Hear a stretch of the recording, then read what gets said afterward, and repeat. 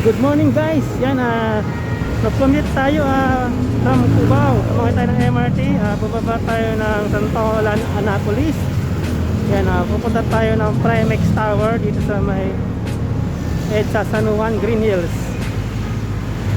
Yan, naglalakad tayo sa gilid ng Camp Crame.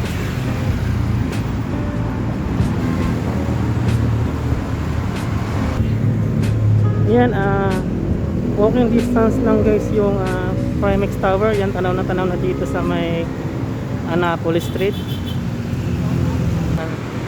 Ang walking distance lang natin dito almost 500 meters. Kaya siyang lakarin ng mga 3 minutes. Para yung common na pacing lang ng paglalakad natin. Yun guys, ang Primex Tower ay nag-iisang high-rise building doon sa may kahabaan ng EDSA San Juan, Green Hills. Yan, katabi niya halos yung BB Soloben, itong building na to. And then malapit din siya sa may People Power Monument doon sa may northbound ng EDSA.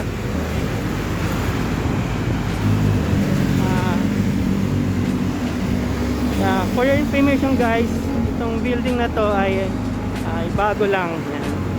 Kakaunti pa lang yung mga occupants dyan sa tower, kaya halos marami pang bakante.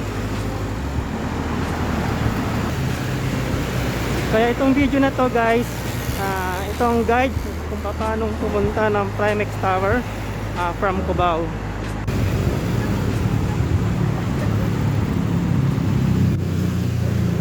Yan, malapit na tayo dito sa Primex Tower. Yan, salamat guys sa inyong panonood. Sana makatulong itong video sa mga pupunta dito sa Primex Tower, how to commute. Yeah guys, don't forget to like, share, and subscribe.